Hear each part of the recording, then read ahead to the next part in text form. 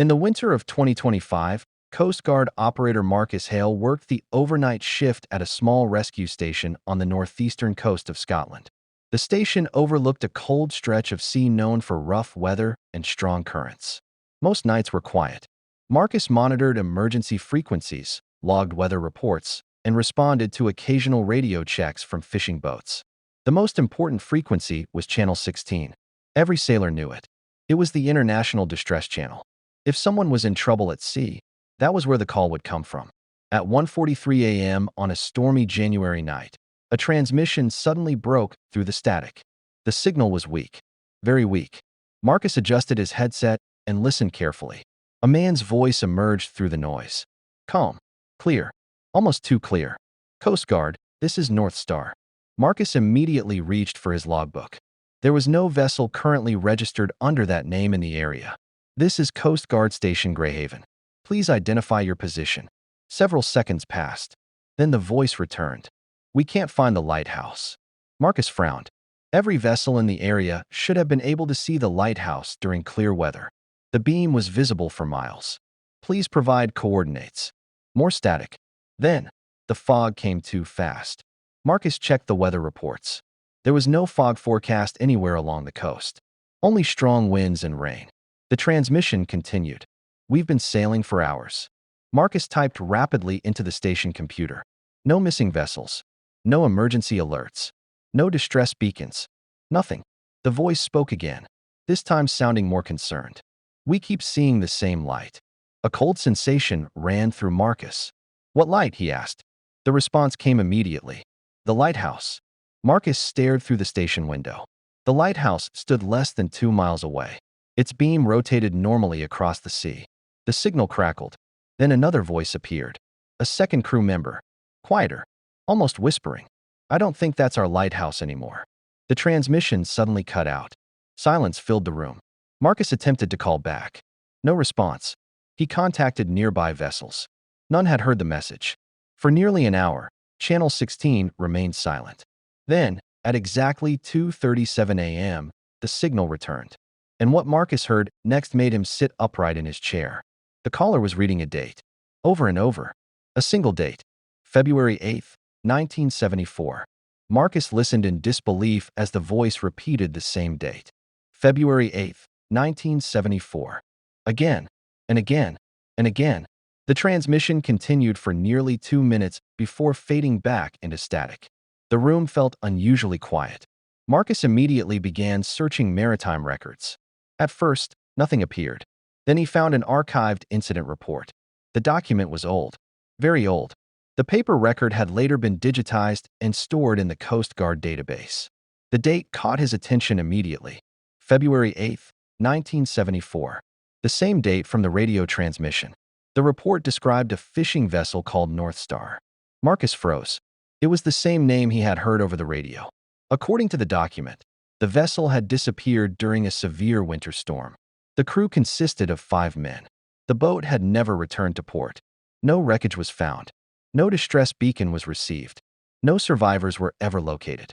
The case remained unsolved. Marcus leaned back in his chair. It had to be a coincidence. There was no other explanation. Yet something continued to bother him. The voice on the radio hadn't sounded like an old recording. It sounded live, as if someone were speaking from the middle of the sea at that very moment. At 3:12 a.m., Channel 16 crackled again. Marcus immediately grabbed the microphone. This is Coast Guard Station Greyhaven. Respond. For several seconds, only static answered. Then the original voice returned. But this time it sounded different. Tired. Uneasy. As if the speaker had been awake for days. We found the lighthouse. Marcus glanced toward the real lighthouse visible through the station window. Its beam continued sweeping across the dark water. What is your position? He asked. No answer. Instead, the man continued speaking. The light keeps moving. Marcus felt a chill. Lighthouses don't move. They never move. Yet the voice sounded certain. Then another crew member spoke. His voice was shaking. There should be land here. Marcus looked at the radar. The sea around Greyhaven appeared normal. No unidentified vessels. No unusual weather. Nothing. The transmission crackled violently. For a moment, several voices seemed to speak at once. Then everything became clear again. The first man returned. His next words made Marcus stop writing. "Tell them we never left." The radio erupted into static. The signal disappeared. Marcus sat motionless. Outside, rain hammered against the windows. The lighthouse beams swept across the sea. Back and forth, back and forth. Then something unexpected appeared on the station radar. A single contact. Far offshore. Exactly where the North Star had vanished in 1974. The radar return lasted only a few seconds. Then it vanished, as if it had never been there. At 3:47 a.m., Channel 16 came alive once more. And this time, Marcus heard what sounded like a ship's horn. Very distant, very old, coming from somewhere beyond the darkness. The ship's horn echoed through Marcus's headset. Low, distant, ancient. For several seconds, he simply listened. The sound faded into static. Then Channel 16 became silent again. Marcus looked at the radar screen. The mysterious contact had vanished. No vessels were reported in the area. No distress signals had been received. Everything appeared normal. Yet nothing about that night felt normal. As dawn approached, Marcus copied every recording from the radio system and stored them in the station archive. Before leaving, he listened to the transmissions one final time. That was when he noticed something strange. Hidden beneath the static were faint background sounds. Voices, footsteps, the creaking of a ship moving through rough water. And then one final detail. A clock. Somewhere in the recording, a clock could be heard striking midnight. But according to the timestamps, the transmission had occurred after 3 in the morning. The timing made no sense. Several days later, Marcus visited the Maritime Museum in a nearby town. He wanted to learn more about the North Star. The curator showed him old photographs recovered from newspaper archives. One picture stopped him cold. It showed the crew standing beside their vessel shortly before its final voyage. 5 men smiled at the camera. Behind them stood the harbor lighthouse. Marcus stared at the image. The lighthouse looked different. The shape of the tower, the position of the lantern room, even the surrounding coastline.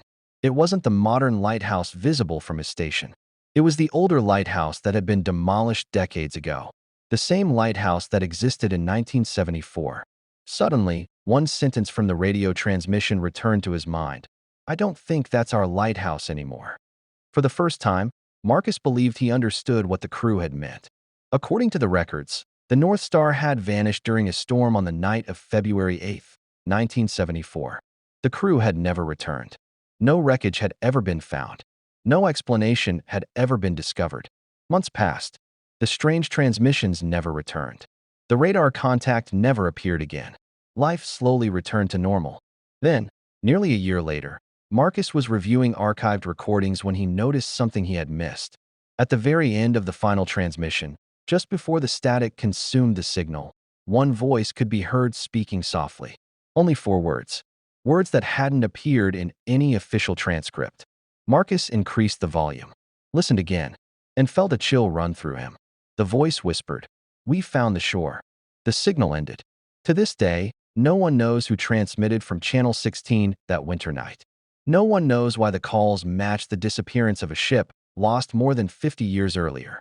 And no one has ever explained the mysterious contact that briefly appeared on radar. But every February 8th, some Coast Guard operators still monitor Channel 16 a little more carefully.